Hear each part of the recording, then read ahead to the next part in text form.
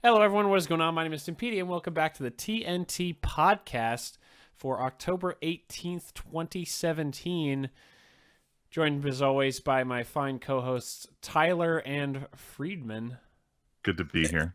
Hey. Thought you're going to work your Just Tyler tagline somewhere in there. Nah, I figure they're tired of it. Apologies in advance for those listening at home. As of this recording, I am still in the thralls of coughing all the time sickness. He's got the plague. Basically. So I'll try to lean away from the mic because I can't really break off my recording without lots of extra work. But we'll get right into it today. Something that just broke today, I think. This is pretty heavy-duty news, and I'm pretty sad about it. So, Tyler, you unfortunately can't see the... I can't. The show notes. No, I can see it now. You I can pull it up on my phone. Oh, well, okay, good. Either way, I completely blind yet. The closest thing to rocking the Star Wars world since Last Jedi's coming out. Today, EA announced that they were closing Visceral Games, I believe, and radically restructuring the Star Wars game they were making. Wow. This end of an era. End of another era, dude. This Holy sucks. hell. I'm really disappointed. The head of the game was the woman who basically ran the Uncharted series. She went to Visceral after Uncharted 4 and was leading this Star Wars game for them. And I mean, Visceral did make Dead Space 3, unfortunately, but they made Dead Space 1 and 2. Like, damn! I was doing the flip. You said it. I'm like, wait, I thought they meant all of them. Unfortunately. Oh, man. But clearly the years have not been kind to them because EA has made them do worse and worse things. Like all the microtransaction bullshit in Dead Space 3 that kind of ruined the experience in a lot of ways. But as is tradition for EA. They didn't like the way that the narrative was going, and it was kind of a pretty linear style game, which is fine because that's what Dead Space was, and Dead Space was amazing. I don't think linear is necessarily bad, but I saw one headline on trending away from it. I think a headline on IGN that I just saw was kind of hinting at the fact that EA didn't see enough opportunity for like loot boxes and stuff. I fucking hope that's not true. But yeah, apparently, we should just make this week's topic loot boxes. I have to imagine they weren't happy with the overall product for whatever reason, because this is the only Star Wars game they had coming outside of Battlefront 2. Right.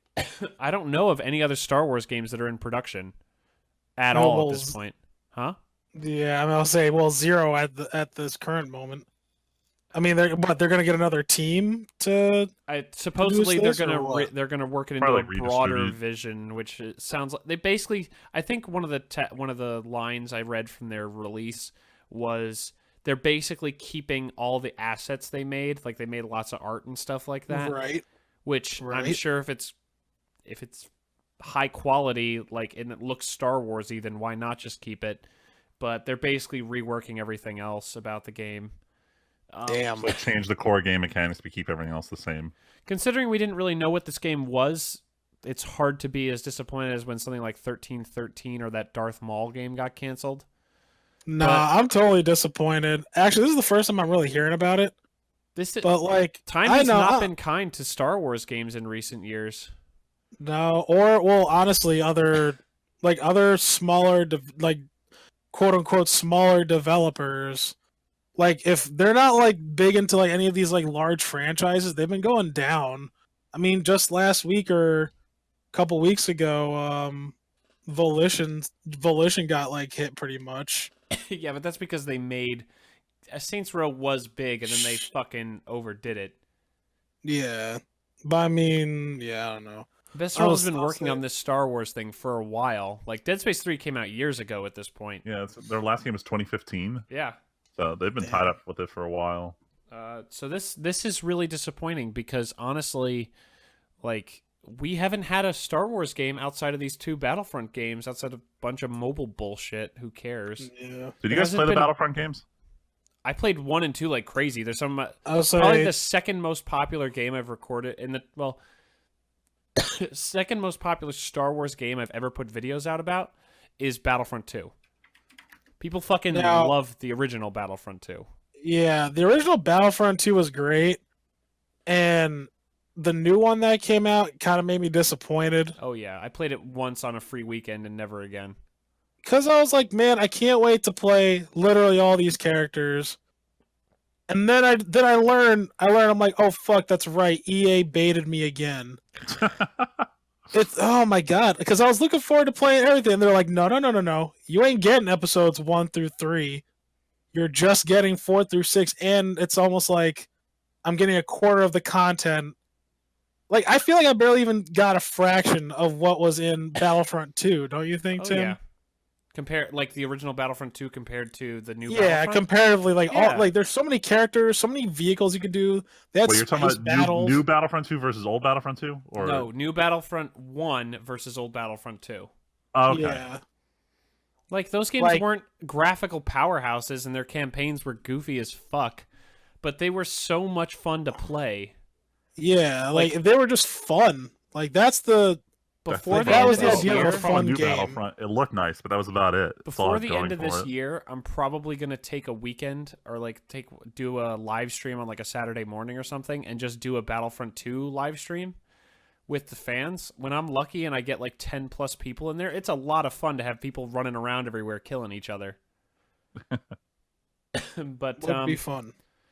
yeah, so I just wanted to say that because I want to play a new Star Wars AAA game. I'm gonna get Battlefront 2 because I want to play a single player mission and I'll do a let's play of it. But I don't know how much I don't have time for the multiplayer these fucking days thanks to work and everything. But I really am sad that there's not gonna be like imagine if there was any kind of RPG like KOTOR or a Jedi Academy single player game, like anything else.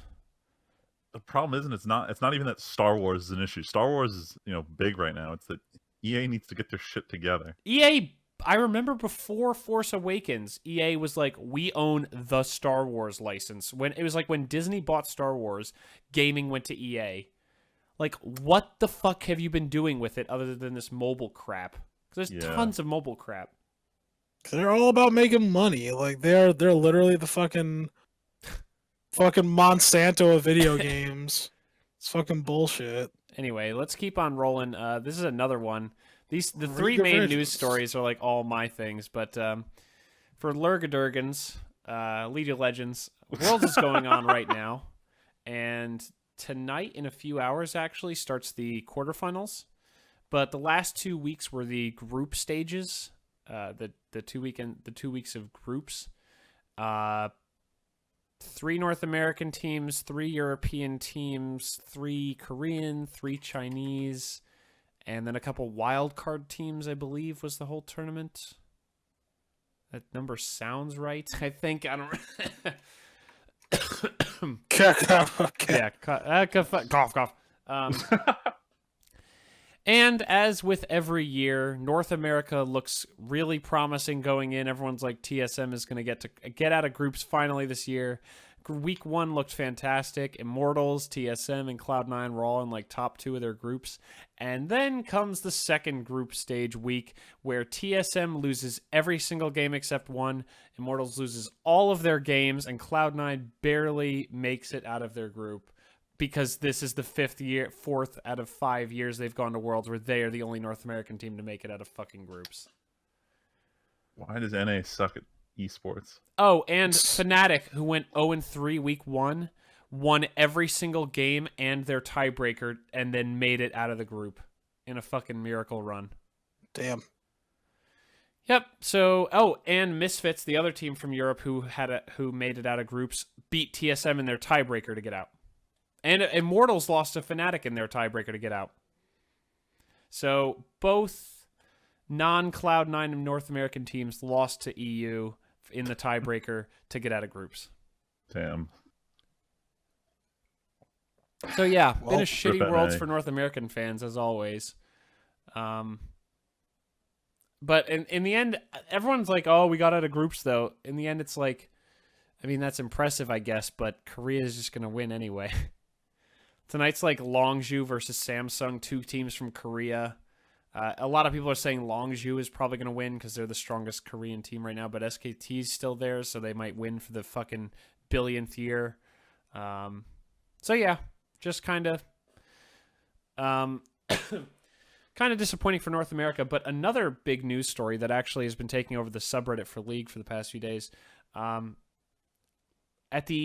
few months ago, Riot North America, or Riot in general, announced that North America was moving towards a franchising model like real sports or physical sports, a lot like football, where a city has a team and that team stays the same. They're Just moving to plug our own advertisers. We discussed the merits of sports and esports back in one of our older podcasts. Go back and listen. But they announced that North America was moving towards franchising and that there will be 10 teams in the league in North America moving forward. No relegation, no nothing, just 10 teams in the LCS. Is it still like the way it is now where the teams are basically named after their core sponsor? Or is I guess they kind of just name themselves, yeah. Like Team Solo Mid is not named after their sponsor. Yeah, but like Counter Logic, I don't think any of them. Who's named after a sponsor? Team Liquid, Cloud9, Counter Logic Gaming, and Team Solo Mid. I know back in Counter-Strike, Team iBuyPower was always a big name, but that's just a straight up company.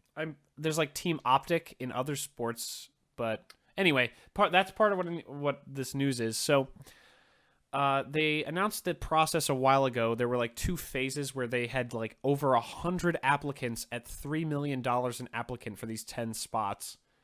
And then they went to stage 2, including 4 of the biggest teams in Europe, by the way, who applied to be in North America. And now we are in stage 2, where they are narrowing it down to the final 10 teams. And there have been leaks like every single day. ESPN has been posting articles about people who've not gotten in and got in. Unsurprisingly, the teams I actually just mentioned, TSM, Cloud9, Counter Logic Gaming, and Team Liquid, 4 of the oldest and biggest teams in North America, are all supposedly in. Echo Fox, who's pretty new, people are kind of like, they apparently have gotten in. The name sounds really familiar. Rick Fox is the owner. He's like a big basketball guy, I want to say. I don't know. I don't fucking know. Any of these teams. It's irrelevant. Any of these people. The reason this is a big story is they announced, or leaks have stated some of the teams that did not make it back into the LCS, whose applications to stay in got rejected. Notably, Team Dignitas, who's been around for a long time. Team Envious, Phoenix One, and the biggest one, you guys, Tyler, you should at least recognize his name because I just said it 2 minutes ago, Immortals. Yeah. They have gone to Worlds for the second year out of 2 years they've been a team. They went to Worlds. They lost in groups, but it was just leaked that they supposedly have not retained their spot. Which is, if you go to the League subreddit, it is exploding. You guys don't have to go, but We'll take your word for it. So just to put it in perspective, every year League tends to do a music video for their song. You guys have heard the song. Yeah. I like the song I watched a the lot. video when I saw these notes. So this video kind of sucks. It's a cool. They took it. Oh, go ahead. Go ahead. I want to hear your opinion. It feels like they took a page out of the animation studio that did Berserk this year, where it was this really choppy CG shit. Well, it's this kind of cool, like faux claymation style. But what like I don't choppy like 2D about cuts. it is it's basically just, here's 3 random champs from the game getting better. Like, it barely ties into World. Like, I think I showed you guys the one from years ago, or at least you saw it, Freeman, where it's like all the team, like a player from each team as a champion using their powers, and they're all fighting to climb. Oh yeah, and there was a lot of like tower. inside jokes and memes based on the players. Yeah, no, it's like this player is well known for this champion, so they use the ability to like climb this tower that they're all trying to get to the Summoner's Cup. That's fucking cool. This year was literally just, here's a guy standing waiting to go on the stage, and then let's cut to Ashe, Lee Sin, and Garen all growing up and training and getting better. And then at the end, the guy walks out on the stage at Worlds. It's like, even Rocky had a montage. But montage. It's like, who the fuck cares, basically? But now, if you go to the League subreddit, that has 1,400 comments, which is pretty good for an above-average post at the top of the League subreddit. 4,573 comments. Immortals out, Echo Fox in. 1,195. Riot should reconsider kicking Immortals out. 438. A guy who does League videos talking about stuff, talking about Immortals. 1,500 comments. Every Immortal player went crazy on Twitter. And then after the Legends Never Die video, the next hottest thing is a guy shitposting about the mid laner for Immortals going on a murder spree in China because their visas were trapped. Awesome. Then an AMA from one of the star players of G2, which is the biggest team in Europe. Then a thing about wanting Longzhu to win Worlds because of the cool skins we'll get. And then Immortals again.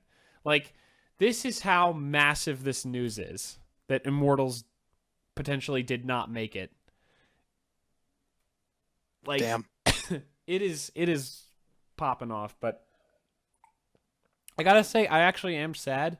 Immortals seems like a really solid organization. They were actually on top in their first split. They actually spent most of the split on top of North America, even beating out like TSM and Cloud9. And it was really cool, and they have a lot of fans already compared. Like, they're probably the biggest org outside of like TSM, Cloud9, CLG, and probably Team Liquid, because those are like the old school guys. Everyone else is pretty rotated a little bit. Team Dignitas has been in there a long time, but they've sunk out a lot. They actually lost their spot like a year ago and then bought in off a challenger team that got like kicked out. So, yeah, it's been kind of all over the place for them, but this really sucks because Immortals seemed like a really good organization, and the CEO was super open about everything. So, anyway, that's Worlds, and yeah, I also mentioned that the video came out and kind of is. This has been a really disappointing year for hype.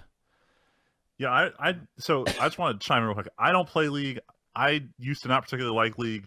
That said, I went in person to the Worlds semifinals last year at Madison Square Garden. Damn. And I remember I watched last year's video. I have it up right now because I'm reviewing it. The video for Ignite. Mm-hmm. And the first time I watched it, I was like, what the fuck is going on? Like, they just tried to make like everything that happens in a normal game of League seem like over the top 10 anime battles. And it was honestly, at first I didn't understand what the point of the video was. My friend's like, dude, it's just to hype you up. Yep. And when I rewatched, I'm like, you know what? This really does make me actually hype because it makes the game look like 10 times cooler than it really is to watch. And then you watch Legends Never Die this year. But then I watched this one, and it's almost like a semi-lore video. It feels like I'm watching like the Magic Origins trailer or some shit. Literally is just the three champions I talked about doing like, oh, I'm shooting arrows in the woods because I'm Ashe. Oh, I'm jumping around because I'm Lee Sin. Oh, I'm pulling a statue because I'm Garen. But like the other videos, they always like tell a story of a game in progress, and that's what I kind of like. Yeah. Or especially like last year, they showed a lot of players, and we said in past that they depicted players as their characters. This one just felt very disconnected from anything about the community, and it was more about the characters. Like, hell, wasn't it like last year or something? They had a shot of Faker sitting on a throne because Dude, he's the most famous player by a billion miles. The shot I have it paused on right now is him on Yeah. the throne, and everyone's like reaching up to try and take it from him. It's fucking great. Like, and then this new video, like, the song is pretty somber compared to other years. I really like it though, and I feel like you could have done a much better video with it. Like, Legends Never Die. Like, you have a bunch of like how many hype moments in your head within a second can you come up with where Legends Never Die, the line plays as someone like opens their eyes because they've been knocked down from an explosion or something? Oh my god! Like, it writes itself, and then it's like, Pretty much. what the fuck did you do? Man, I don't Like- follow any of this stuff. Like, Friedman, Probably you for saw the the best that you video. don't. There is no moment in that where someone they're like, Legends Never Die, and they're just doing an extra push-up or some shit on the fucking video. There's no drop or excitement moment. It's just a very consistent like, let's put the music over these clips that we already pre-rendered before we knew what the song was going to be. Legitimately, some of the best comments on the subreddit are like, oh shit guys, we're a week away from Worlds and the fans are all demanding a thing. Why don't we make an animation in a week so that we can show that we made a music video? Everyone thought there was going to be no video this year, and I don't know. It kind of feels like they weren't planning on one. Yeah, it's kind of disappointing. Yeah, it's disappointing. Sorry, Tyler. I mean, okay. Yeah, last thing that the- Tyler's not going to be able to talk about. No, what? No, none. It's fine. This is actually It's okay. this is super quick because of the no changes thing, but it's kind of minor news. Magic the Gathering released their ban list for the. This is kind of the mid-cycle ban list update, if I remember correctly, Yeah. Friedman. Yeah, that's Because correct. this is kind of post Ixalan, post Worlds, post Nationals, and the next ban list is going to come in January or February. It's February. I think it's after the first Right, because Pro Tour. because January is the Pro Tour. Yeah. No changes to any format, which I think is extremely good. Vintage seems like it's doing nicely with the mentor restriction and the what was the other one? And the Thorn restriction. Vintage seems to be in a good place. Legacy, I know, is still really open. It's pretty solid right now.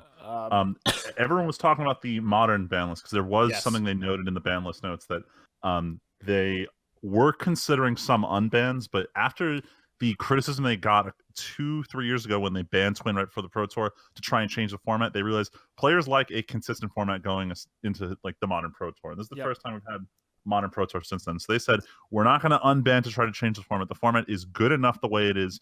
We want Which to is see. very true. It is true. The format's pretty diverse right now. There's no one deck that's leading everything.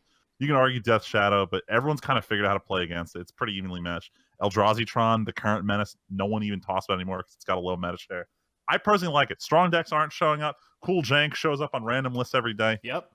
But that said, I'm really, really curious what they're thinking about unbanning. A lot of people are talking Bloodbraid Elf Or Jace. as the potential, or Jace, because Jace as a 4-mana walker that doesn't win you the game right away, especially in a format that's getting to be as fast as Modern is, he's not the threat he was when it was Caw-Blade standard. So Yeah, Modern is picking up speed. Well, not I even don't picking up expect Twin to be speed. It's just unbanned. so low to the ground and efficient now. And Bloodbraid Elf cascading off a 4-drop, but it's like a 2/2 haste, right? Or a 3/2 haste? I forget. 3/2 haste for 4.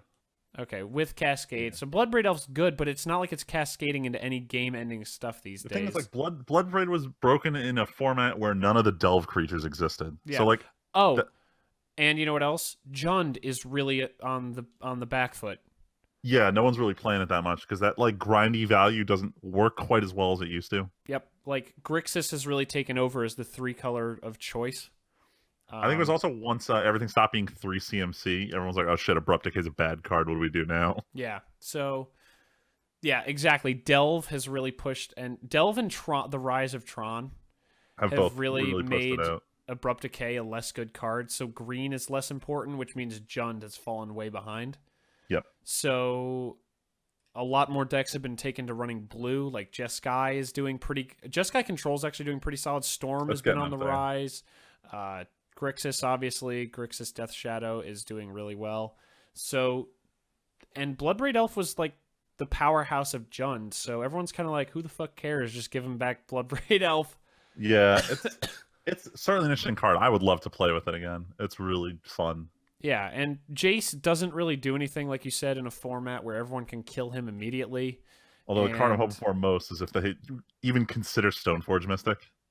That's the final one people are considering. Stoneforge Mystic is really good in Legacy and stuff because it's a much slower game, so going to get a Batter Skull and getting it out is usually really good. I'm just trying to force Esper Thopter Foundry combo. Oh, I did that in Legacy in Bant when you have all the mana in the universe. And it was a lot of fun to just be able to either search out Batter Skull because you're going slow or search out the sword because you just want to combo off and win that turn. But that probably won't do anything in Modern. Probably not. The thing is, what's it called? Klogan's Command. Mhm. That card is running amok. It destroys any low toughness creature. It destroys artifacts. It's such a value card that Yeah. so many decks are playing that a lot of times you're gonna get 2-for-1 every time you Yep. play Stoneforge Mystic. It also So- kills Stoneforge itself, like you said, like you're pointing out.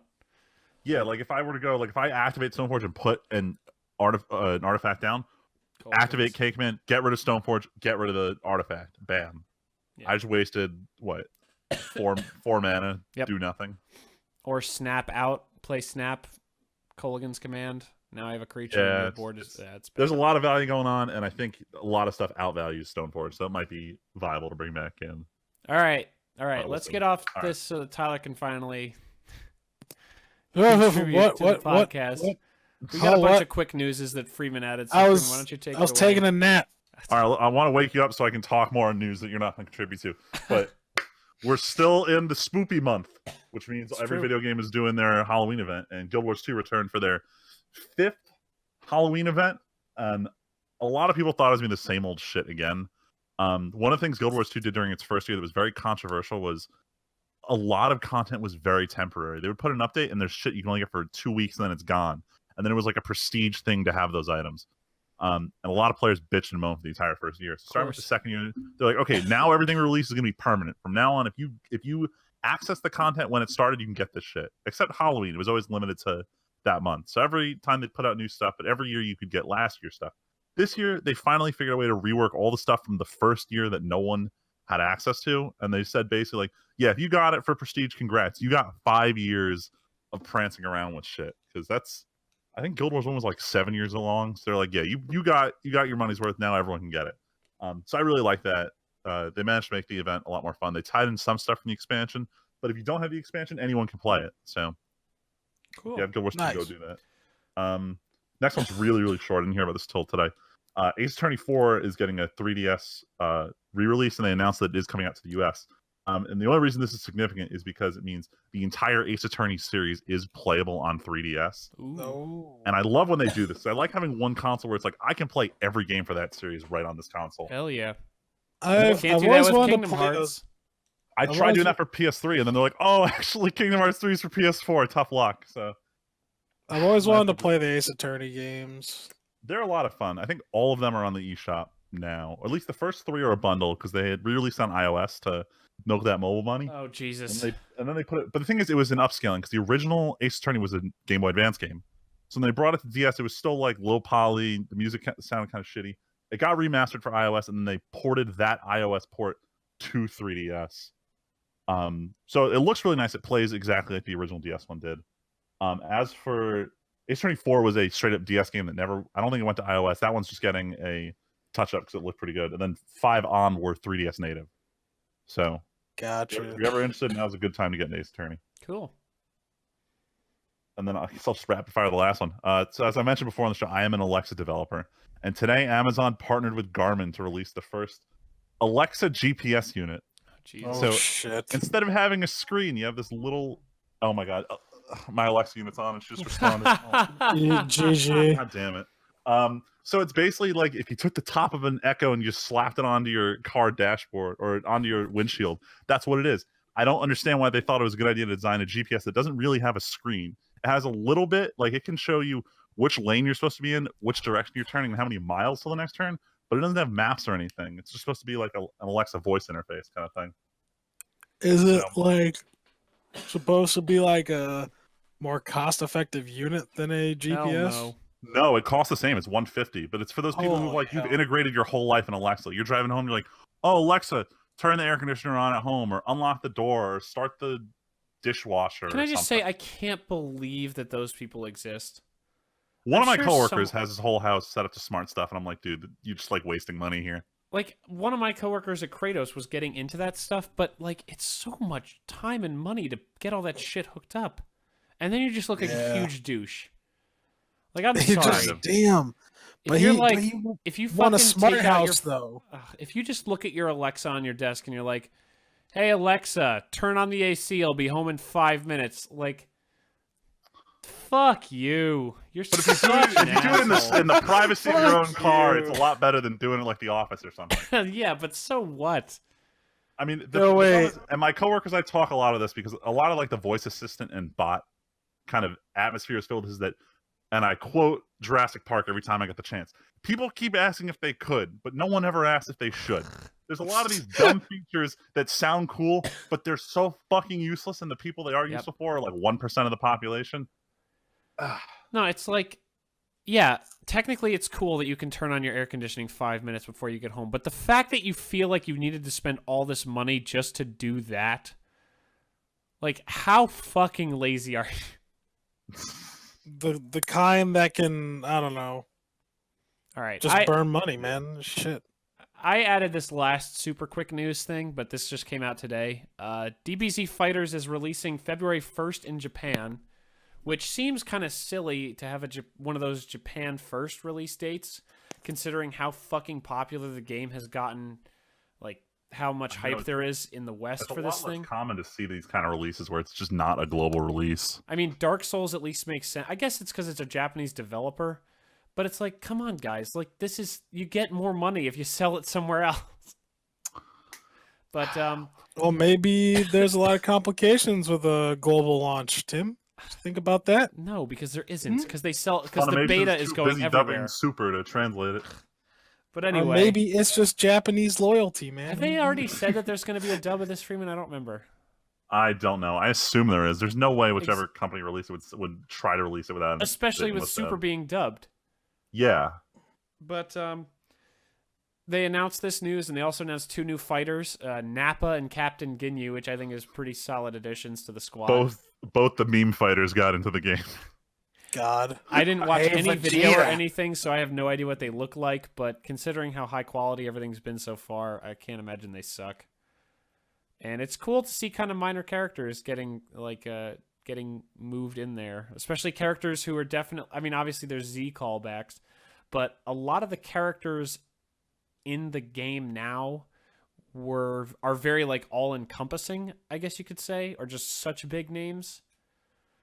Like, I think this is catering a little more to the older fan crowd who actually watched Z, growing up, instead of just like, look, it's Dragon Ball. I know that thing. I know Goku and Vegeta. Yeah, they gotta dip deep and pull back like characters from Dragon Ball. Or they gotta be like Master Roshi. Nah, Jackie Chun or whatever his name was in the World Martial Arts Tournament. All right, Freeman, speaking of Japan. Oh, Japan, it's time for the weeb shit. So, the anime community has been stricken with a tragedy this week. Grape-kun, the first ever penguin to have a waifu, passed away this week. For anyone who doesn't know anything about Grape-kun, he was a penguin at this one Japanese zoo where they did a joint advertising campaign for the show that was the center of the controversy I talked about a couple weeks ago, Kimono Friends. And they had a cardboard cutout of this like anime penguin girl in the exhibit. And this penguin, Grape-kun, his mate had passed away, and these penguins mate for life. He basically took on this cardboard cutout as his surrogate mate and just protected her and wouldn't leave her side the entire time she was in the exhibit. God. And the internet lost their mind because it was the first known case of an animal having an anime waifu. What the He was one of us, and unfortunately he passed away this week. He was one of us. The anime community just isn't the same. Can I just say I'm not surprised that out of anyone in the world, the anime community would be the ones who get this fucking attached to a waifu. God no, damn, this is savage, Tim. It's Harambe 2.0, basically. It's another it's an excuse to make like some memes about some what is it? Dying. Waifu pillows out for what's his face? What was his name? Grape-kun. Dude, actually, though. Stop! No, they're not. Pillows out for Get penguins. out of here. Pillows That's out the for fucking penguins. Tagline. Dude, it's I don't even want to talk about it. It's What? the funniest thing please that happened in a don't. while. Jesus. All right, good. I'm done with that. Fuck On to like this. actual real anime news. So Netflix put out an announcement today, and I realized the headline was kind of misleading. I reread it while we were going through the beginning stuff. But Netflix is investing $8 billion towards, and this is a combination of original films and anime. And included in that anime was 30 original titles that they are sponsoring. I don't know if that means Nuts. that Tim, you'd asked me if they were just funding the whole thing. A lot of the way anime works is you form a production committee, and some groups will fund more of it than others. So I don't know if Netflix is 100% saying, yeah, come to us and we'll just give you money, or we want to be on your creative board. So either way, they're going to get 30 shows and movies. Yeah. Exclusively. Actually, though, prior to the way they've been doing it now, a lot of it was just they buy the rights to a show that was already being funded in Japan. But now it sounds like they are taking a way more active approach, and they are letting people come to them and say, we will fund your project before you even get it off the ground. Kind of like, I don't even want to talk about it, Neo Yokio. but stuff like that. But Don't deserve this giant Toblerone. One of the big figures they released to justify why they're spending so much on anime is Seven Deadly Sins. One of the animes that they purchased the exclusive rights to, spent an exorbitant amount of money to keep away from Crunchyroll and Funimation, and released a full 2 years after it finished airing. When it came out, it was in the top 4 for shows most watched within 24 hours of their release. So people went fucking wild on that first day and gunned it through Seven Deadly Sins. So they saw how much draw there was to it, and they're like, yeah, we got to get in on this. That's why you're seeing stuff like when they funded Castlevania out of nowhere with like, oh, but that was good. Well, no. All right. So another thing they announced about Castlevania was the reason the first season was so short was they really wanted to gauge interest. They told them write the first season, but like put like kind of a break at the end of the 4th episode because they wanted to put the first 4 out and then the rest later. And they kind of just gauged interest off that. And obviously, a lot of people really liked it. The viewership was very high, so it is getting an extended episode count. But that was kind of their logic behind it, and that kind of convinced them like there is a market here for our own exclusive shows. So moving on, I know I mentioned it briefly to you guys when Twitch was doing their Crunchyroll stream, but Mob Psycho 100, the other show by the same author from One Punch Man. Oh yeah, that show is amazingly hyped, and they were teasing a lot of announcements coming out this week when the new chapter comes out tomorrow. But the magazine leaked early, and all the announcements came out at once. First is that it is getting a new season by Studio Bones, aka the Hero Academia studio. No. So that's really, well, so they did the first season. So this is what? it was. So what? They have multiple teams. It's fucking better. It's fine. Damn. I don't know how this shit works. Regardless, I get my Hero. Studio Bones has 2 money makers. They got Hero, which is great. They got Mob Psycho, which is also great. Maybe not as great, but still really, really good. They're fucking okay. Jesus. Wow.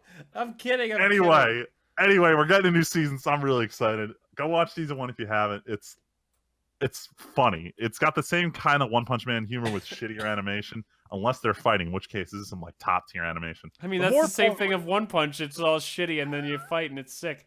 Damn. It's the same kind of thing. If you like One Punch, you're gonna love this show.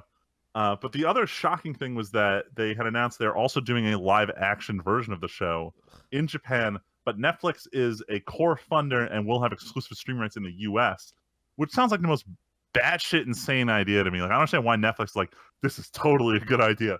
Look what happened with Death Note. We got to do this again. But the weird thing is the live action version is starring the voice actor of the main character from the anime, which is odd because the voice actor's in his 20s and the main character is like 12. So he'll at least sound accurate. I don't know how it's going to look. But this is going to be a very CG heavy show because it is about a bunch of kids with psychic powers. Can I just say, you said it's for people who like One Punch. I watched some of it on that live stream, and it was fucking weird. You were even there while I was watching it, and I was like, what the fuck is happening with this?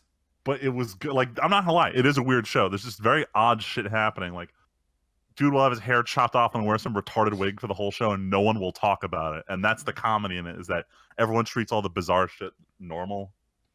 I don't know. You just got to watch through. It was definitely an enjoyable watch. It was only 12 episodes, really easy to get through.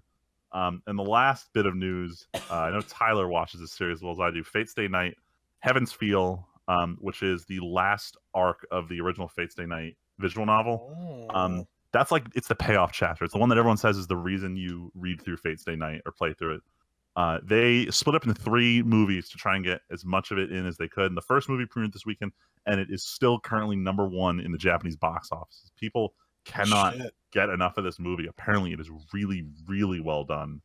So I cannot wait for 9 months from now when fan subs are on the internet. They do have that high production value with that show. It's pretty crazy. What's the group? UFO Table, Ufotable. They did a couple shows on the in-between, and they were all noticeably shittier than any of the other Fate shows they've done. And everyone couldn't tell if the studio was on the decline or they were just saving their budget for this movie. And now it's obvious they were saving their budget for this movie because it looks great. Well, that's good. At least the movie's quality, right? Yeah, I can't wait. The problem is waiting for all 3 to come out because it was like 2 years ago when they first announced this movie. So I don't know how long it's going to take for them to do 2 more at the same quality level. But that's it for the weeb shit. It's okay. We're not going to get to see the end of My Hero until, like, fucking as long as it's been since the first season of Game of Thrones. It's fine. Damn. As long as there's new content, I'm happy. Not if you only watch like 3 animes like me. That's why you just gotta watch more No. anime. You You just go gotta watch deeper, more anime, deeper Tim. down the I rabbit can't hole. go lower. Or you just watch another show. There's already so many old shows. And I said Val and I are rewatching Brotherhood.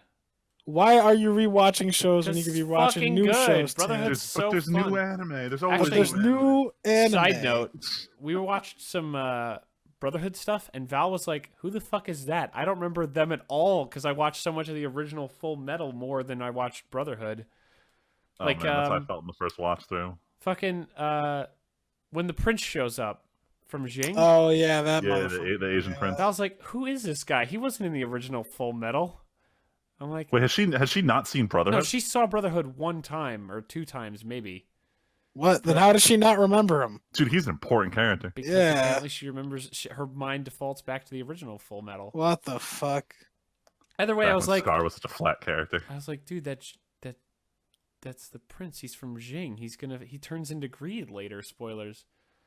Yo, don't Come on, it's tell like Leslie. 4 episodes after he's introduced. Yeah, it really doesn't take very long. Don't tell Leslie because she hasn't watched it. Oh, who the fuck cares? She's Yeah, not gonna right. As if care. Leslie's listening to this. Blat. Or would care if I said that. She would She'd care prob- if you told she'd her. probably be like, "That's good because I love greed and I hate this guy." She hasn't even gotten that far. I don't even think she's gotten past like episode 5 in that Of course show. she Honestly, Yeah, probably because she got traumatized into a coma. probably. I don't know. Hold on, Sounds real quick story about Full Metal Brotherhood. When I was watching it, I was in Binghamton for undergraduate, and all of my suite mates were from China. Like they had come from China to go to Binghamton University, but they all loved Full Metal. For some reason, anytime the ninjas from Oh, the my one fucking Asian country God. show, they would flip out, and my friend Victor he'd always yell "Yo Ninja" every time they were on screen. So I want you to keep What that the in mind fuck? every time you watch the show and the ninjas show up at like some random second. Just think "Yo Ninja" every time. Holy shit! Yeah, they just got introduced when we we obviously haven't been able to watch much this week, but like the last time we watched, they just got introduced. They just met up and he's like, "Hey, I'm going to follow you around, Full Metal, cuz you know about the Philosopher's Stone and I'm a big fuck and I steal money from you and I'm an asshole." It's like, "Go away. Go get turned into greed so you get more interesting." Damn. Anyway, we are going to oh wow. Oh, Put me on yep. a diet. There he Wrong goes. We are going to take our break, and when we come back, we are going to talk about the shooter genre. Bang, bang, bang, bang. Bang. Finger guns. Bang, bang, bang. All right, we'll be back. And we're back. Time to shoot, We're bang, back. bang. Time to shoot the shit. Blat blat. But actually, though. Niggas go splat. Oh, my God. Yo, Splatoon? Yeah, let's do it. Oh. We're going to try to keep this topic a little shorter than normal. I know we always say that, but multiple people have to stop before it gets crazy late tonight. And by a few people, I mean me, Tyler, and probably Freeman wouldn't mind stopping kind of early too. Actually, though. But anyway, Freeman, why don't you start us off with how you wanted to start off shooters? So naturally, like all of our topics, we come up with them at the very last second to figure out what we want to talk about. And the one that inspired this week's topic was the fact that for a while we've been talking about how we all want to play Destiny 2 when it comes out. And the launch is, as of this recording, less than a week away. So we're all getting excited to play. And it got me thinking, we haven't really, like, we've talked about shooters, not specifically. Like, we've talked a lot about Halo during our Best of Console series. We bring up Overdank every week, but we don't ever talk about shooters as the genre as a whole. So I thought we'd bring it up and talk about, our experience with them, what we like, what we don't like, different types of shooters, why they got so big, like 10 years ago. Just a fun topic. So the first, yeah, you want to say something or? That's it. Are we going into our first? I thought if I wanted to go around, everyone's talking about what was your first shooter, and how long ago did you play it? Oh man. Yo, I'll start because my first shooter was also the first game I ever played, at least that I can remember. Like I can consciously remember. It's Doom. Yeah, I'm pretty sure Oh, it's yeah. the same thing for me. Damn. Although We had mine's- irresponsible parents. Well, I was a sheltered child. They didn't let me play Doom. I'm pretty sure the only reason I played Doom was because my dad played. I don't actually Right? remember that far back. I don't know if I played Doom. I definitely watched my dad play Doom and probably asked him if I could play it. Whether or not he let me, I don't remember, but I'm pretty sure that was the first thing I ever saw and got to potentially play. Oh yeah, my dad had Doom, and he also got his hands on a modded Doom where it was Simpsons. Jeez, that's not Yeah. See that? Yeah, my dad used to be like the biggest fucking computer nerd ever. I don't know what happened, but yeah, he had his hands on a bunch of really neat stuff. But yeah, I played the original Doom, and I played the Simpsons version of the Doom that someone made. I don't even know where you can even get that. Time to find out. Yeah, right. I need to go hunting one of these days. No, what about you, Freeman? I mean, I'm guessing Duck Hunt doesn't count as a first-person shooter. This entire time I was thinking I was gonna say Counter-Strike because I honestly didn't play any shooter games until I was 14. But then it occurred to me that GoldenEye for N64 is totally a first-person shooter. Oh my god. Yes. Can I just say, the Ultimate Simpsons Doom is a graphics and soundboard made by Mix Friedman and Walter Stabaz. Oh shit, my secret's out. Oh, my secret's out. Turns out it was like Friedman's I long just lost saw cousin. that last name. Oh, Oh, my god, God. that's fucking Sorry, I just had it. But yeah, this is totally real. Ultimate Simpsons Doom. Yep. Oh my Anyway, god, go this ahead. looks amazing. But yeah, I think GoldenEye for N64 was definitely my first shooter. It was also the first one I was piss poor at. I remember there's one kid from our elementary school, Jake, who Tim, he lives near where you are. B? Yeah. Yep. He'd invite me over every day and just kick my ass at GoldenEye because I was awful at this game. And it made me not want to play for the longest time. I think it mostly just had to do with how awkward the N64 handled first-person Hell shooter yeah, it controls. did. But Fucking yeah, once play I got my Temple hands- and go upstairs and aim down the hole and run Oh people my God, run fuck by. You that. can Oh, never aim up. No, I hate it. I can't do that. That was how I lost. But yeah, once I finally got a hold of the mouse and keyboard, that was when it changed everything. And Counter-Strike Source was the first one I played, and I remember it was the entire summer after freshman year. I was determined to be the best at playing the map CS Office, which is not Yo, that Office. great of a map in retrospect. Fuck. But yeah, that was an eye opener the first time I played that game because it was such a skill focused game, and I had zero skills at that game. Like every round, I would just try and run in and get like caught off guard by people camping the same spots over and over again. As with every topic, I'm going to interject with a super off-topic thing. Oh Jesus. There was a period a few years ago when I was going to school in Utah where a bunch of people got me to who I was online with like every night for my raid call back then. They got me to play Gary's Mod stuff. Oh, nice. And playing what's the one where you turn into objects and you hunt people down? Oh God. Turn it to I'm object. trying to remember that. You like turn into cups and stuff. from the map. Yeah. Oh shit! I never played that one. I remember there's one where you're like an invisible monster or something. Oh no, Freeman! Nah. This is the fucking best thing in history. Oh my god! Because It's you like, could be anything. You could be like a small piece of paper. Oh, and you're Yeah. trying to like hide Or a among coffee the other cup. objects on the map. It Yeah. is so much fun. Oh, But I wanna the play that. trick is if you shoot an object, so there's hunters and hiders. It's basically, so there's Trouble in Terrorist Town, which is where everyone's a terrorist, but someone's a traitor, and they try to kill everyone, and everyone tries to figure out who it is and kill them. That's a great mindfuck of a game to play. I love that It one. is, but then there's I a played mode. that in that- Roblox, unfortunately. But then Oh, there's the no. mode where one team hides and they turn into any object, and you can run around and turn into different objects as you play. And the other team is like SWAT, and they have to kill all the object people. But if you shoot an object that isn't a person, you lose health. That's how you can die. So de-incentivize just spraying the map and hoping Yeah. you hit something. So, but that mode was so much fun because you would like turn into a can and hide under a table, but you also had taunt sounds. So you'd be like, "Oh, I'm over here," and then run around. Like the rule is usually if there's only a minute left, you have to just spam taunts the whole time. Or you like turn into a can, someone sees you and they're shooting you and chasing you, and they just dart around a corner and turn into something else. Oh, you don't have to say the same thing. No, so you just, can, like, and it's an disguise instant yourself. change. Yeah. Oh my god, that's I wish cool. I could remember the fucking game mode, but it was. Office was one of the best maps because you could like dart upstairs like a Coke can, turn a corner, and turn into this big box, and just hope they didn't know that that box wasn't always there. See, Anyway. now that's quality stuff. That's some quality first-person action right there. Hell yeah. Yeah, but this is like back during the era where Valve was so open to just letting you put random stuff in games. Like the one thing I was pissed about when we moved to CS:GO was you no longer had like custom sprays. There was no longer like custom sound effects for servers. Because now like, they can sell that shit.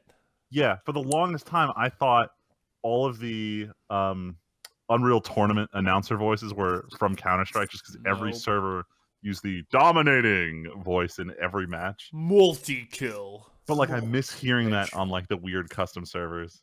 Headshot was definitely the big headshot. Yeah, headshot. Oh baby, a triple! Oh, that's the God, one I want. No, that's a That's the sound clip I want. Yeah, I miss that stuff. I miss that stuff from like Unreal Tournament. That's Unreal back Tournament. when shooters were shooters. I played that a lot with my dad, Unreal Tournament on the PC. Oh that my was God. fun as fuck. I wish I played that on So PC. good. It was miserable to play on PlayStation. The shock. It was. The tech with the fucking shock rifle. Oh, dude, it was real cool. Man, Oh. we need more guns like that. Can we get shooters that have secondary fire modes that are actually cool, not just fucking Not just burst fire on every like, gun. The fact that you could shoot the secondary, dude. I remember when my one buddy, right, he was like showing me how to like play Unreal. Mhm. He's like, "Bro, did you know that you could shoot the secondary round with the first?" I was like, "Wait, what do you mean?" He's like, "Yo, that shot combo." I'm like, "Show me." No, And he showed me the way. the super best though is when you play, because my dad like there were the modifiers, and there's like the one where that lets you shoot infinite ammo and super fast. So you literally just fill the screen with the secondary fire, and you shoot one of them, and they bounce off each other. Oh yeah. You could chain them together and like shoot around corners. It was so fucking legit. Or the rocket launcher where you could cycle rockets and charge them up, and then do like a spray of rockets. The boom, boom, boom, boom, boom. Yeah. Ka-chunk, ka-chunk, ka-chunk, Now, ka-chunk, bam. Now, this is where the segue, or kind of, Oh, since Call of Duty Modern Warfare specifically, COD came 4 out. I feel like changed everything. it really has. Hell Like yeah. I know, like Halo, right, was like, you know, Halo 1 and 2 before Modern Warfare was still like really good, and it set a lot of things for future games and like other FPSs to come. But I feel like nothing has been more cookie cutter since Modern Warfare came out. because it worked so well, and they're like, everyone wants the gritty realism shooter. Realism, wiping the blood off my face. I don't know, I was just thinking for more along the lines reference. of perks. Just for reference, I remember prior to COD 4 coming out, no one would shut up about which was the better shooter game to play on console between Halo 3 and Gears of War. It was always this heated debate. It's always then Halo this- 3. I Gears mean, of War personally, was- I liked Halo 3 more. I didn't like Halo Gears as 3. much. But point is, the second COD 4 drops, I stopped hearing any discussion about which shooter was better. and I no one stopped shut up hearing COD 4. about Gears. I still heard about Halo versus COD. But I Maybe never it's just a heard circle I ran in. But anybody like, fucking talk about I'm a Gears Halo after fanboy. COD came out. I Actually. found like I like the game. I like Call of Duty, but I never got the satisfaction of getting a kill in Call of Duty compared to Halo. Like this was how I felt. Sorry, I back completely then. misunderstood the sentence. I thought you said like you never got the satisfaction of ever getting a kill. I'm like, wow, dude, that's Yeah, sucks. you're no, it's no. Oh, you suck heard ass, correctly. Jesus. What, you never got a kill in COD 4? Oh no, not the fact of getting a kill. Yeah, that's what the Like- sentence made it sound like. Oh no. So like I've gotten kills. Obviously, it's just like They were unenjoyable. the joy. Yeah, there was no joy. There is no joy in taking lives. But yeah, like I didn't really have fun, right? Like I feel like in Halo, I gotta work for the kills, right? That's how I battle feel. rifle 3 bursts to the head is a lot of work, Tyler. Jesus. It is work, man. Go find someone else who can actually do that. There aren't a lot of people who can. What are you There talking aren't. about? It's easy street, dude. It's either like 5 to 6 shots with the body, which I know motherfuckers get all the time, or no. 3 shots. Yeah, exactly. Yeah, dude. Brat. No. Oh, shields are down. Brat. All 3 bullets hit. That's fucking. Yeah. Dumb. Or you could be that piece of shit walking around with a fully charged plasma pistol and then quickly switch to Y. That's dude, some faggot shit. No, the best. But there's a difference is though. SMG plasma pistol.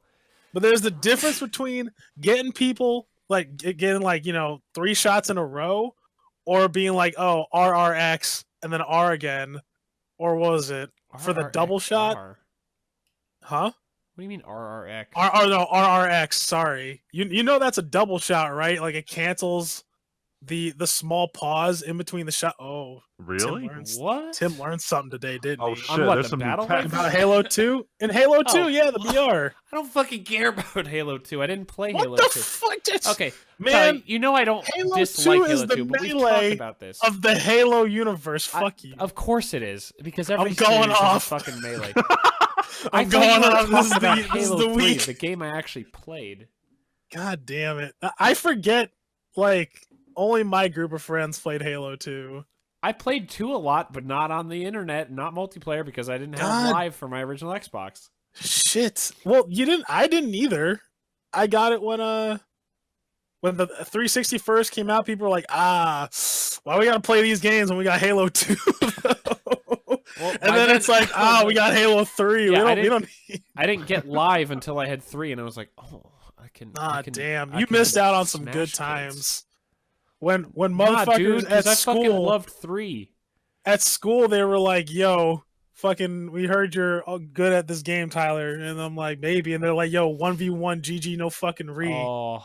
BR pistols, 1 grenade on lockout. Yo, that's when you know you showed you were a true man that day. So apparently, I don't know if it's a joke or if it was a joke link or something, but on the League subreddit a while ago, there was a post saying that Riot was going to implement a system where you could challenge someone to a 1v1 duel from your recently played list. So that all the people who are like, dude, 1v1 me after the game could just go into their recently played list and challenge each other to a fucking 1v1 duel. Oh my God. Need more of these features. We need these. I don't know if you want a 1v1 in League. Well, yeah, no, I don't want a 1v1 in League. I'm talking like, a game like Halo or something. Because, man, people would talk shit all the time. It was great. Dude, Tyler, I told you I bodied people during that game night we had a few weeks ago. Or a few months ago. Yeah. Jesus. Yeah, see? Motherfuckers don't want to talk shit. Dude, just like Val. She going in the dirt. Oh, my God. She with didn't play. Guitar Hero. Oh, going in the dirt. I gotta remind 6 her. feet under. In the middle of being sick, she has to practice up so that you guys can have your duel off. Yo, she might win. I haven't been playing. She hasn't, dude. She's been sick. She's been in the bed all day since she got home from work. Oh, all right. Well, then we're going in dry. It's fine. No, it's okay. On Friday afternoon, she's gonna come home from work, and I'm gonna be like, "Okay, Val, time to help me get ready for our friends to come." And she's gonna be like, "Okay, I'll get ready in my own way," and she'll take out the guitar and just start jamming away. Is it possible to play from bed? Because she may take advantage of that. Dude, if I needed to, I could probably get the PS2 set up in the bedroom instead of the living room. Damn. Oh, yeah. I'll offer her that service. Hey, babe, instead of watching TV in bed tonight, you want to practice Guitar Hero so you can smash Tyler and prove our honor? Hero. Man. Man. But where was I? Halo 2 trick shots. RRX. Halo 2 trick shots, but you don't care. Fucking don't. I thought it was real tech like Halo 3. Wow! When you gotta stutter up the Spartan laser to keep it almost ready to fire all the time. Man, that ain't shit. shit, dude. Whatever. Dude, come on. That's like the only tech that Fuck exists in that gun. game. Like, I use that gun to fuck around. Like, I was like, you use I'm it to gonna be shoot funny. down banshee fuckers. That's what you use it for.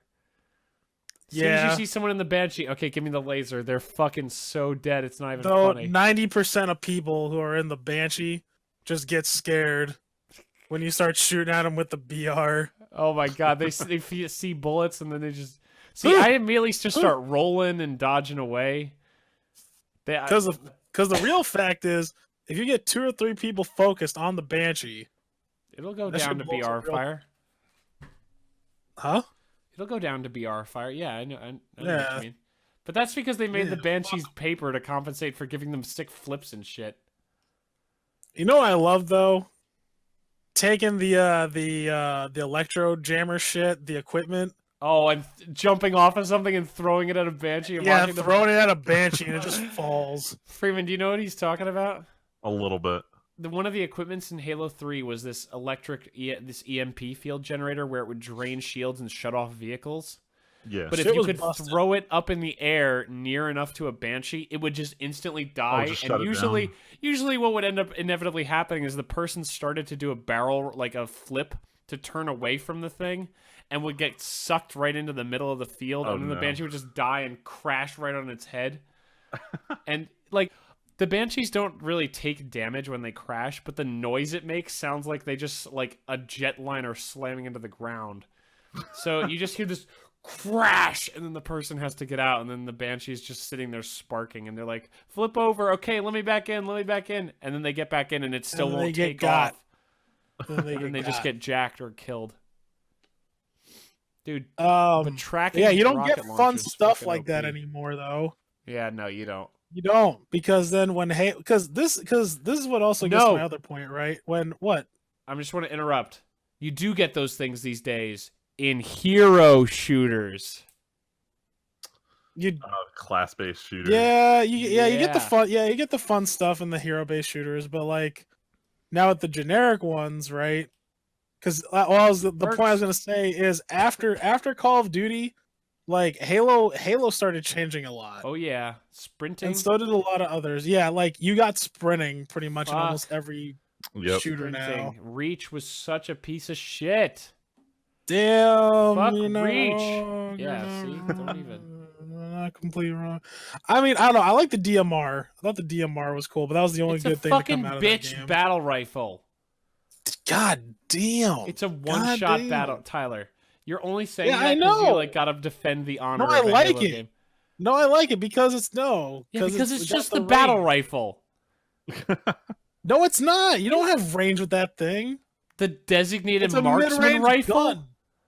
Yeah, you can snipe motherfuckers from afar, like Wait, a long way. are you saying with the battle rifle you don't have range? Yeah, the battle Yes, rifle. you don't have fucking range. do. You could practically shoot it across Sandtrap with that fucking thing, or Valhalla. Compare what the fuck? That's Yeah. news. What? That's fake news. Oh my god. Oh, yeah, it shit. didn't lock on The- because you the didn't F have the word. red, but who cares? Mm. Halo 3 wasn't about Anyway. sniping without the sniper rifle. Anyway, Fake news DMR is it's good. different. You get the fuck out of here. Tyler, okay, the moral of the story is that Halo Reach wasn't even like a third as good as Halo 3. Yes, we can agree on this See, at there we go. least. That's fine. I also All remember I'm saying is, the other problem with that game was because I was reading the Halo books at the time, and they took the Halo canon. One of the worst things in my life is the fact that the two biggest canons that I got into, Star Wars and Halo, had massive retcons where they just completely fucking Yeah. changed everything. Fall of Reach was like, fuck you. Oh my god! Wait, Tyler, you read Fall of whatever Reach? you read in that book ain't shit. Wait, Tyler, did you also read Ghosts of Onyx?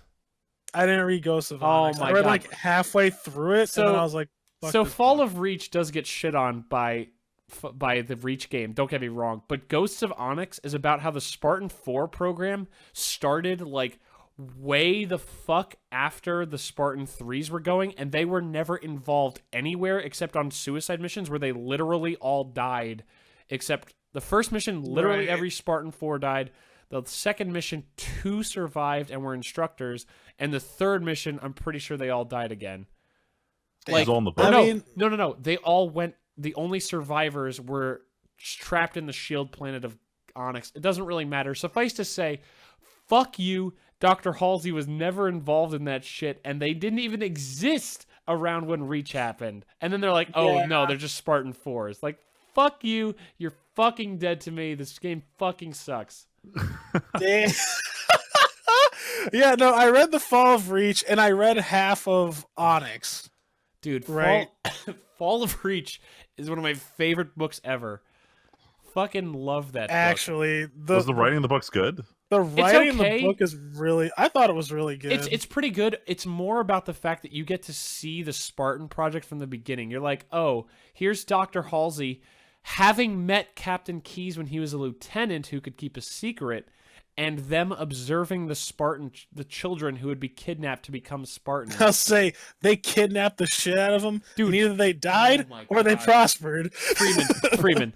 The way they made the Spartan 2 program, because they're Spartan 2s technically, I guess...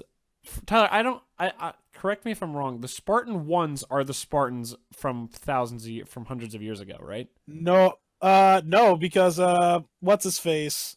Sergeant Johnson is a Spartan 1. Is he really? Yeah, that's the canon. They never really addressed that in the books, though. In one of them, apparently the one where like he's like the main character is. Oh, Contact Harvest? Yeah, I barely remember that book. That's one of the ones I read once. Yeah, my cousin was telling me about that. It's like about him.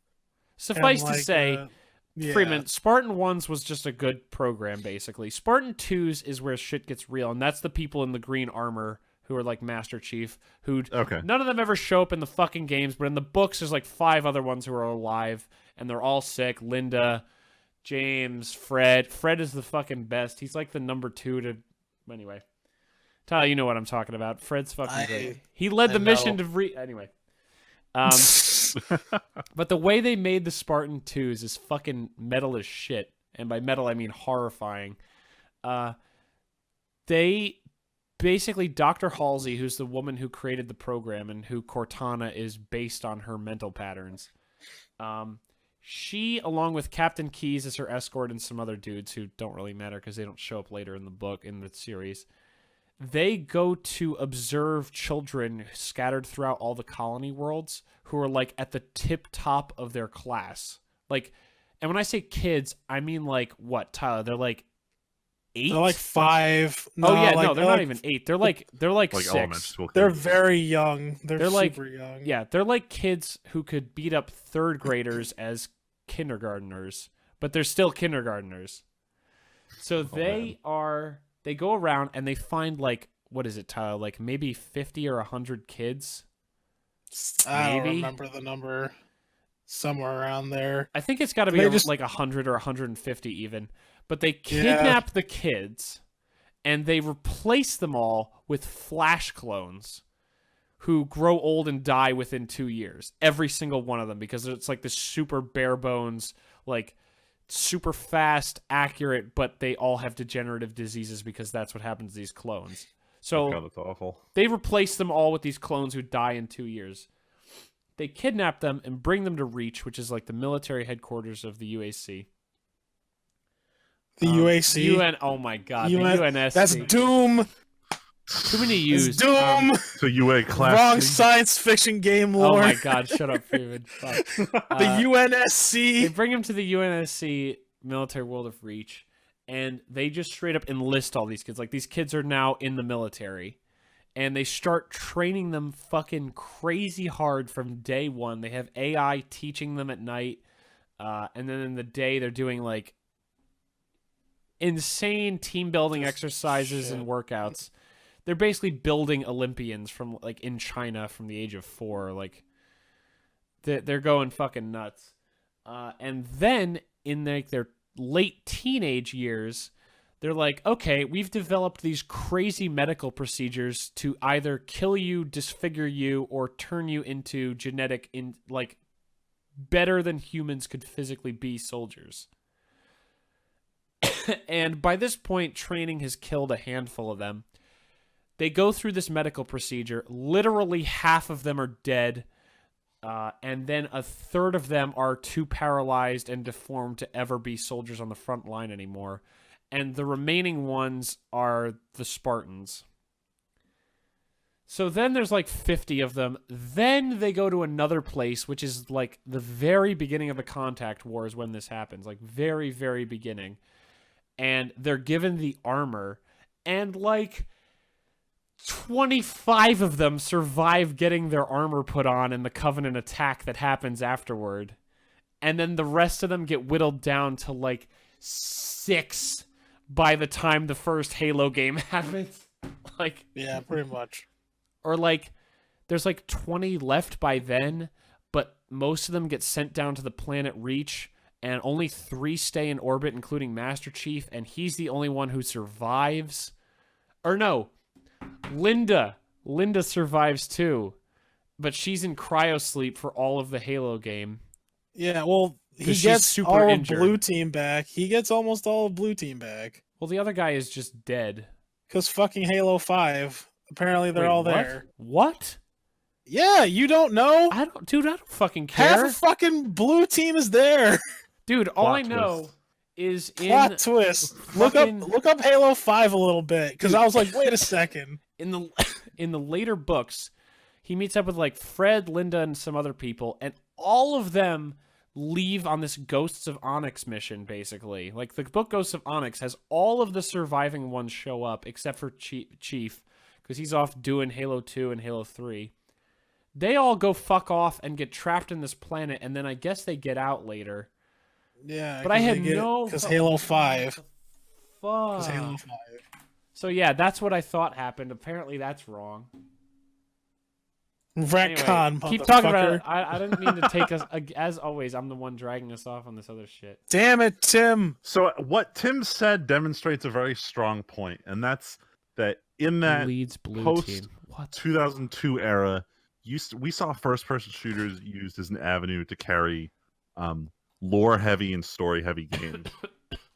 And obviously, you guys got this with Halo. My first experience with that was playing Half-Life 2 and realizing there's a whole like world in this game, and there's more shit going on than just shoot whatever shows up on screen.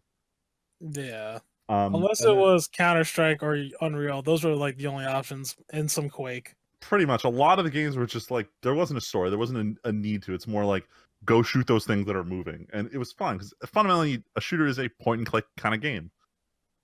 But we started to see the addition of other elements to shooters. And I remember the first moment for me was the gravity gun in Half-Life 2, where it was like, oh shit, I don't have to just like shoot bullets over. I see like a saw on the wall, pull it towards me, shoot at that zombie. Like, it was a cool concept.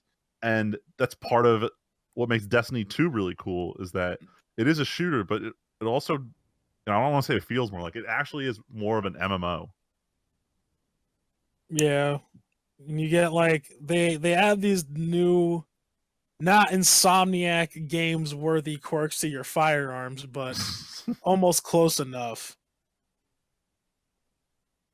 Yeah, but we see that, how do I put this? Shooters have kind of comfortable controls to us, but they kind of became an avenue for making different styled games. If you kind of get what I'm saying, like, even stuff like, I always hate calling the Portal series a first-person shooter, because if you got rid of the first person, it doesn't feel like a shooter. Like, you very rarely do you even fire that many shots in Portal. It's a first-person puzzle game that happens to resemble a shooter. Or then you go, and I even made a little tiny reference at the beginning, or something like Splatoon, which was Nintendo's answer to how do we make a shooter game where you don't kill people. And it was all about like the Super Mario Sunshine aspect of shooting paint, but then if you run into another player, there is this whole shoot the opponent kind of aspect to it. But if you went back to like the early 2000s, someone said a shooter game, never in a million years would I picture something like Splatoon or Portal. No, you imagine like, oh, I'm a soldier, I'm gonna shoot stuff with my gun. Which Call of Duty or Medal of Honor am I playing now? Right. Which, in my opinion, have gone stale.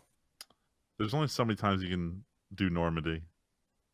So many times, but apparently even they believe it because they're going back. Yeah, I was gonna say, I think they could do it again now. What was the last one? Battlefield 1 that went back? Yeah, Battlefield 1, they're like, yo, we're going way the fuck back. Everyone shit their pants when they said World War One. Like who I were was we Battlefield wondering- One, fucking, I think it did pretty solid. It wasn't Yeah. bad. Well, see, I was confused because I was like, man, how are they gonna? Because I remember in school, I was like, well, how are we gonna make? Because someone wanted to make a World War One game, and I'm like, well, that's fine and dandy, but how are we gonna make this interesting, right? Like World War One was never this exciting, and then all of a sudden, Ah. like, was it? Yeah, they make this, and I'm like, well, World War One was never like this. It was a lot of waiting and people dying of dysentery. Oh, Actually, Like that was World War One in a nutshell. I'm sorry. World War Two was the one that had the heavy focus on trenches. It wasn't World War One, was it? World War One had a lot of trenches. Yeah, that shit's boring. No one wants to play that. Because by game. World War II, everybody's like, well, fuck this. we Like, got we have planes. machine guns, we have fucking tanks, we got dumbass planes that have pigeon guided missiles, Oh, that can't hit each other to save their lives and circle each other for 6 hours in dogfights. pretty much. But yeah, so I don't know. I feel like they know it's finally getting stale. Hopefully. But I also sorry, I'm don't just like the reading other about trend. Spartan 4s because fuck this noise. Damn. Holy But I don't shit. like the trend Wait, that what they was that? started with like games in general, like cranking out a game every year. Right? Because not only they started doing that, but Assassin's Creed, like games like Assassin's Creed have started doing it. We're starting to get like brand fatigue with them. Like no one's excited because Well- it's like, oh, if I skip this one, there's another one coming out in less than 12 months. Well, the thing is, AC is actually fixing that. Like Origins, they didn't have one last year, and Origins, a lot of people are hyped for. Yeah, but And they're that's like how you- I think that's how 2 you years fix the brand. ago, 2 or 3 years ago, I remember they launched like 4 games in a year. Well, yeah, that's because they had all those shitty side games and stuff going on. Yeah. They had two main console games. They had Unity and they had something else. Rogue. Yeah. I remember being genuinely something like confused that. which one of those was the main game for the year. I was like, what the fuck is this? Well, because the way they like added the story and like I don't know, because now everybody it's the same thing too with Call of Duty, right? It's like, well, which That dev has made brand this one? fatigue. Holy fuck! Like there's 3 different devs working on this franchise. I think that's the craziest thing. I think the craziest thing is that people buy each game each year. Actually. Yeah. And I'm worried. I'm also worried. It probably won't get into this, but I have almost a strange feeling that like Uncharted is gonna go this way, and I really like Let's that see game. how. I feel like there's too much time between the Uncharted's for Yeah. it to get that way. Well, it's one of those things where I feel like it could lean into that. You know what I mean? Yeah. Like I you know, guess. like oh, we want to come out with a game every year or at least every other year. I mean, Sony definitely pushes the franchise. It is kind of like their poster child at this point. Because everybody had assumed that 4 was going to be the end of it, or at least like you know Was it like not? okay, well if this comes out, oh it ain't. Well, they came out with another game this year, and 4 came out last year, and then they came out with this new one with a character who was like the kind of sort of not love interest in the second game. She was in the second game and the third game, but she was barely in the third game. And now they bring her back, and they're like, "Oh, she's the main character of this game." But it's like, sure, man, Eh. whatever.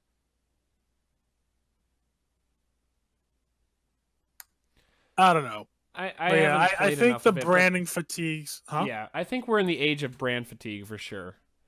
But I actually think we're kind of getting out of it because like Assassin's Creed, I feel like was a poster child of that, and they've clearly noticed. And I think Call of Duty is its own beast, where Activision's just going to keep doing whatever the fuck they want forever. Yeah, it's always profitable. It doesn't have to be the best, but as long as it's a consistent source of money, they're gonna make one every year. Everyone's like, "This is the year Yeah. it dies," and then it's like, "Oh, it barely made It's more money than not. last year, but Yeah, also and you still know made what? fuck tons And of all money." they gotta do, right? Like Activision, I guarantee has a number, and they're like, as long as we keep going past this fucking number, Yep.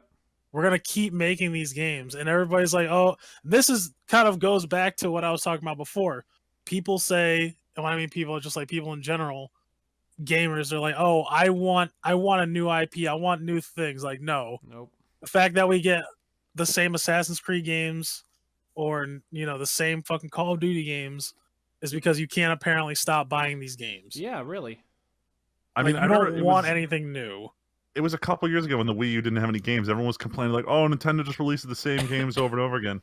But then you go back to their Nintendo Direct like 2 months ago, where all they announced was, "Hey, here's our follow-ups to Zelda. Here's the Mario game. Oh, there's a Samus game. Here's 2 Kirby games." And everyone lost their fucking minds because they're like, "Oh my god, I love Nintendo games." Yep. So Yep. people say one thing, but the fact of the matter is, you love familiarity. You You're gonna also buy something you're already gonna like. I mean, I recognize that there's fatigue from the Marvel franchise, but I'm not going to pretend that I'm not going to go see every Marvel movie that comes out. Yo, for real. I mean, as someone who Oh isn't the yeah, biggest that's Marvel one fan, thing I forgot to mention, but I'll save it towards the end though. What? The Black Panther trailer came Oh, out. yeah. Oh shit, I haven't seen it. But back when there wasn't this like heavy number of Marvel movies every year, I went to go see them because I knew they were going to be good. But I'm kind of at the point where I don't actually see a lot of them just because of how many there are. Nah, dude. And not to say I'm not a Marvel fan. I've enjoyed every single Marvel movie I've seen, but I don't have the drive to go and see every single one. Understandable. Nah, I definitely do, because I also don't go to the movies that much these days. Like, I mean, that also plays into it too. I never go to the movies, so I don't see them until like after the fact. But like, I definitely am willing to go to the movies to see a Marvel movie. Like, it's fun to have a date night every once in a while, but also it's just nice to, like, I still love the big screen. I actually, one of the things I'm sad about since we moved here is the fact that our the theaters experience is huge. good. It's a different viewing experience, and usually it's better. Yeah. But it's also nice to get out of the house once in a while and go see a cool movie on the big screen. Yeah, Right. sometimes I feel watching on the couch gets boring. Yeah, I feel like Marvel movies are a great thing to go watch on a big screen, you know? One thing everyone always downplays is how much having like a surround sound system during like a very action-packed movie that plays so much into the enjoyment of the movie. When I get a house, it's gonna have surround sound in the living room because my dad. I mean, you guys have been at my house back home, and my dad has surround sound. I know we haven't really gotten to take advantage of it, but like with I'm like if fucking we Red took advantage Line when we or were watching Avengers that one time. the big problem is a lot of those don't hook up to streaming devices. Okay, so you need to be on like a DVD or a You Blu-ray need to to take have like a advantage of it. Blu-ray player that runs through it and then watch everything on the Blu-ray player. Yeah, because most Which devices isn't don't do surround. It's End mostly of just the world, 2.0. but like I use my Xbox as a Blu-ray player. If I could run my Xbox through a box to get a surround sound, that wouldn't be the end of the world. But it's just so convenient to use the Chromecast. Yeah, I remember my buddy Joe had a surround sound system hooked up. It was a pain in the ass ever switching that thing from like cable to Xbox or anything. But then when you There's one thing that make it easier is getting consoles to do that. Yeah. But now it's worth but it's also worth it because it sounds so good. Actually, though. But anyway, we should probably start wrapping it up as much as Yeah, we can didn't wrap. We had a talk good about the topic conversation that about much, yeah. shooters, mostly about Halo, still about shooters. I mean, honestly, It was an on-topic side discussion. I'll put was. it that way. It was justified. But also for me, Halo is probably the single biggest outside of Call of Duty is the single biggest shooter franchise that like I've played in my life. And I have some of my most and best gaming memories associated with Halo, so a lot of shooter memories come from that. Whereas Call of Duty, I've played a lot of, but I just remember I have memories of playing that with my brother, but we didn't get to play it all that much. And other than that, it was just a lot of fun to body kids online in Call of Duty. But well, be happy, Halo Tim, 1 because was- Destiny is Halo. boy. Yo, But anyway. I'm hyped. Let's do some closing stuff. We'll go over. Kid Creator was very generous and left us all a comment again last week. A comment or question. So part of it, I'll leave out some of it because it's a topic for probably what we'll do next week and some other some comments. But I finished the second book in the Darth Bane trilogy and I really like the character of Zana. Me too. My question would be if the EU was ever continued in some magical form, would you like to see a Darth Zana that follows the Bane books with the rule of two, her ability in sorcery, and training an apprentice of an own? I actually like having the mystery kind of. As much as there are definitely times where I want answers to things, I think part of our conversation last week about My Hero, part of it is very indirectly, but there are sometimes I don't mind not having the answers to questions, and I think it kind of ruins some of the mystique and mystery to go through and hear what exactly happens for every Sith, like them raising their apprentice and being killed, inevitably being killed off in favor of a new apprentice, or a new apprentice just being taken after they have to kill their old one. I think it's a cool thing to look at, but I think it would almost be easier to find another Sith from just along the line who kind of had Zana's powers. I think it's okay to have kind of temporary people, and I think that's part of what makes the Bane books so good, is the fact that it's a very temporary adventure. It's just look at Bane for 3 big chunks of his life, and then that's it. So, for Tyler, this isn't really a question, unfortunately, but just shit hit the fan in Injustice 2 comics. So I guess he's recommending you get into Injustice 2, because I think you said you read Injustice, right? Yeah, I read Injustice. Ah, man, I really need to. But shit always hits the fan, man. Oh, man. I mean, Injustice seems cool because it's usually about how Superman's a piece of shit. It's not, yeah, it's like mostly, for me, it's mostly about how Superman's a piece of shit. Like, I want to come out and say, like, oh, man, but everybody else is a douchebag. No. Like, no one understands how good it makes me feel to know someone wrote that, like, Superman's being a douchebag. I don't know, like, it's so human. No, exactly. It right? Makes it more interesting. Like, that's always been my biggest problem with Superman, is how fucking boring he is. So right, he is literally the small... Yeah, he's the small town kid, right? Like, he's supposed to be like the all-American farm boy who does no wrong. I mean, not even that. Just like his powers make him boring. Like, he's invincible except for kryptonite. And magic. Magic. Yeah, but then aren't there arcs where he like learns magic so that he can defend himself? I mean, yeah, there's a ton of stuff. They're like, he learns magic. He learns how to actually fight. Like, Batman actually teaches him how to fight. Like, as opposed to like brute forcing everything. Like, okay, he has kryptonite. Either they contrive kryptonite, or I guess magic, or he just wins. Like, he's boring. So many things so easily. It's just boring. Yeah, from what I've heard, it all depends on like who writes him. Yeah, and like depends on like what kind of story like they put him in. I feel like it's a cool challenge to the writers that you have to find a way to make Superman not busted, OP, and boring. Like, it's a challenge to the writers to do this. Like, hell, there's isn't there that alternate comic where he lands in Russia and becomes a communist? Oh yeah, the Red Sun. How do they just not take over the world in that? I don't know. That's one that's been on my list for a while. I need to read. What am I reading now? I'm reading Blackest Night. It's like Isn't that a Batman one that like Val lent you or something? No, this is this one. Before. No, it's not. Familiar. She loaned me. What the hell did she loan me? She loaned me some of the New 52 stuff. And that's about it. Regardless, I feel like I've made that comment to you before. Maybe. But anyway, I forget. And then Friedman, any good recommendation? I think we've covered this kind of too. But any good recommendations for someone who doesn't watch a whole lot of anime? So the number one show I will always recommend people who say I don't watch anime is, ironically enough, I say go watch Death Note, because it doesn't have a lot of the common tropes or bullshit that people hate anime for. Your first episode isn't some wacky protagonist with like sweat drops on their faces saying catchphrases. Death Note is a very real and grounded show, especially at least in the first half of its first episode. It's a very normal kid going to a very normal school when then something changes, and something that would look corny and shitty if you did it in real life, like Netflix tried to do, ends up looking really cool animated. And that's the moment where you say, I can have a serious, thought-provoking show that just happens to be animated.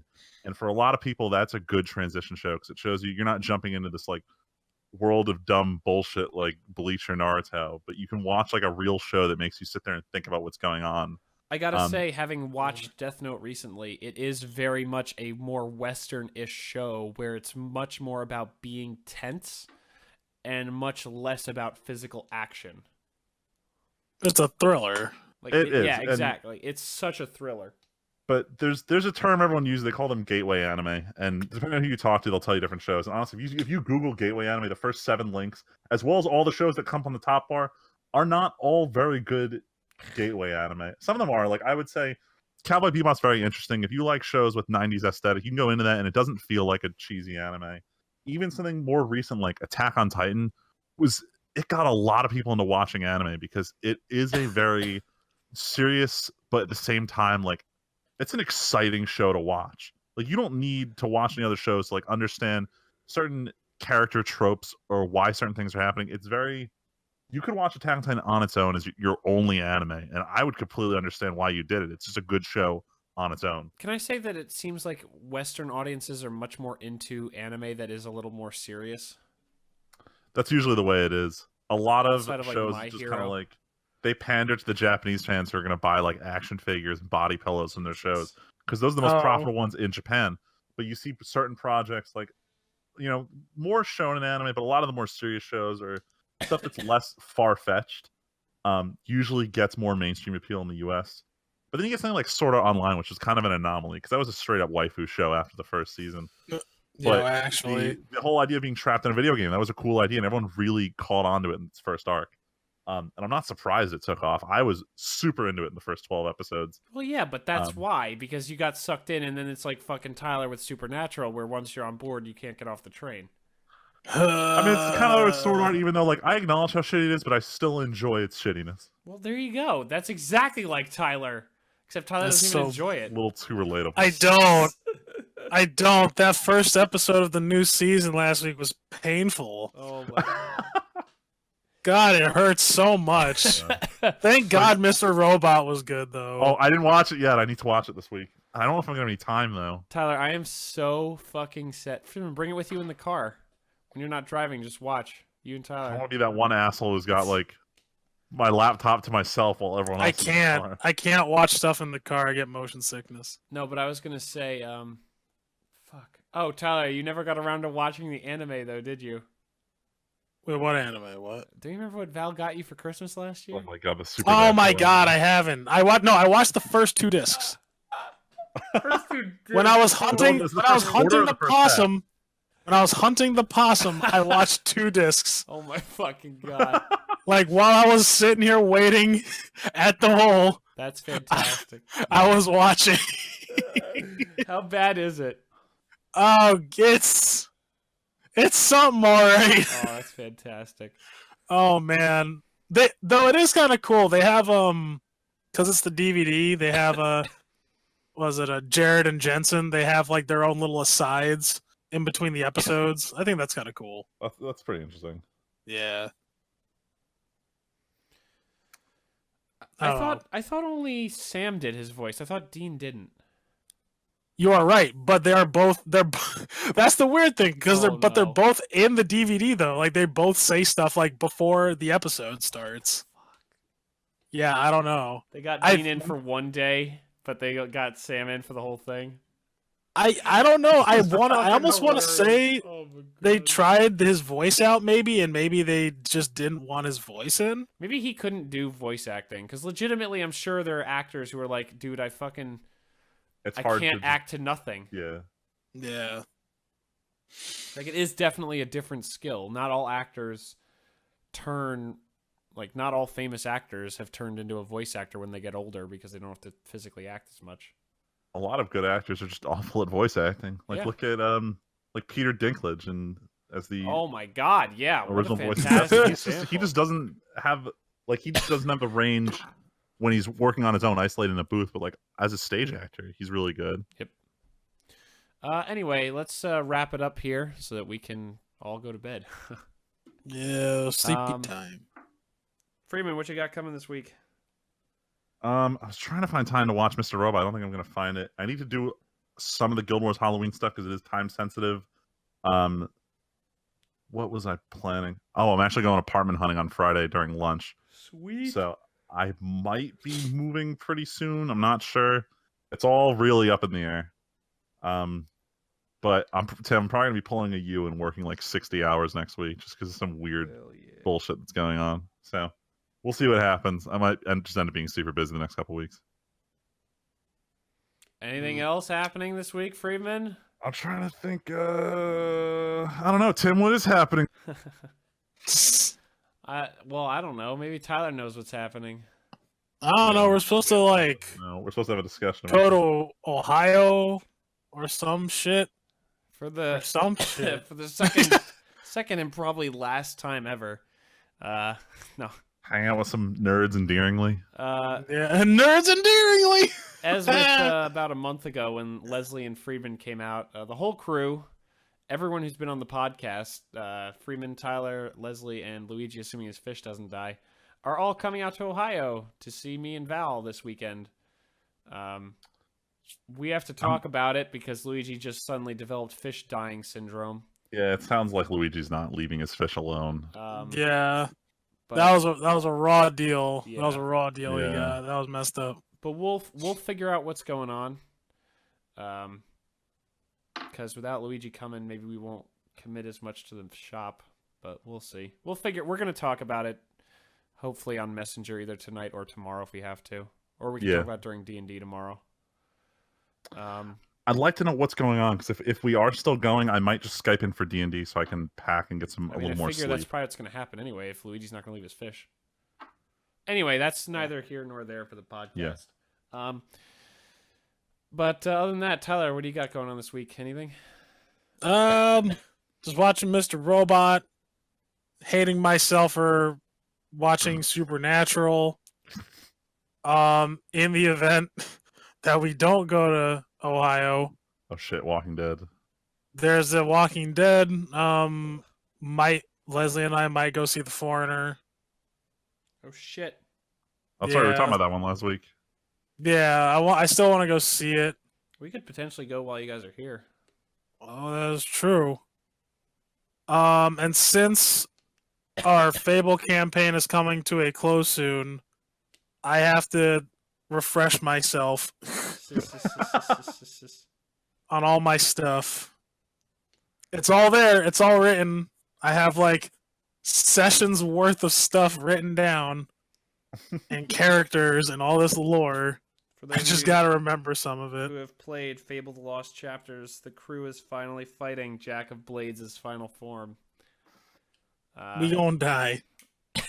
Guts is dying. Guts is totally dead, dude. Look, my character has the power of God and anime on his side, so we're undefeatable.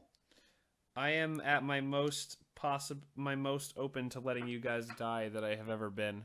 Hell yeah. Damn. So- Well, actually, no. Don't let Val know that. She'll try and kill herself in game. Well, I'm not gonna let you guys decide who dies. I'm just saying the dice might kill somebody. All right. Regardless, it's we're coming to the I end of a can't wait. campaign that's been going on for a year and a half now, almost. I'm So- just gonna warn you: if you kill Leslie, she'll never let this down. No, it's fine. You can kill her. You just can't kill the living weapon. Not for Then she'll nothing. fuck you up. Not for nothing. The whole death of Kaylee arc is pretty much over. It seems like so. Dude, Yeah, living it's weapon been- is been the center of attention. I know, except since Kaylee was the center of attention, and that lasted about a week. For context, everyone listening, Leslie plays a what's her Druid. class? A Druid. druid. And Plays she a had druid. this wolf that she brought around with her for the longest part of the game. And the problem is she kept referring to it like a small dog, so I didn't even know it was a wolf for the longest time. But we lost the wolf during one section of the campaign, and since then she's had this bear with her that Tyler and I have called the living weapon because it's deadlier than any other party member we have. Actually, It's been doing work, but it's basically our sixth party member. Yeah, unfortunately. damn. I don't like having characters who don't contribute anything except combat stats. Yeah, it is a Bear little annoying, literally especially doesn't when the fucking bear do is anything. stronger than everything else.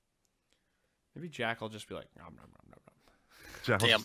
just grab the bear, eat it, just to show off how threatening he is during our last fight. But anyway, and then for my week, as I mentioned, yesterday I did a vlog where I talked about why I haven't been uploading videos for a little while. I've been rather sick for the past week, and it's not going to completely get better for a while, it looks like. But on the other hand, this week and next week are 60-hour work weeks for me. So, Jeez. yay. Fuck me. Yeah, it's I'm basically working super long days yesterday, today, and the next 2 days so that I can take Saturday off to see these guys and then probably go in on Sunday after they leave. Because I'm just working all the time because that's my job. Jeez.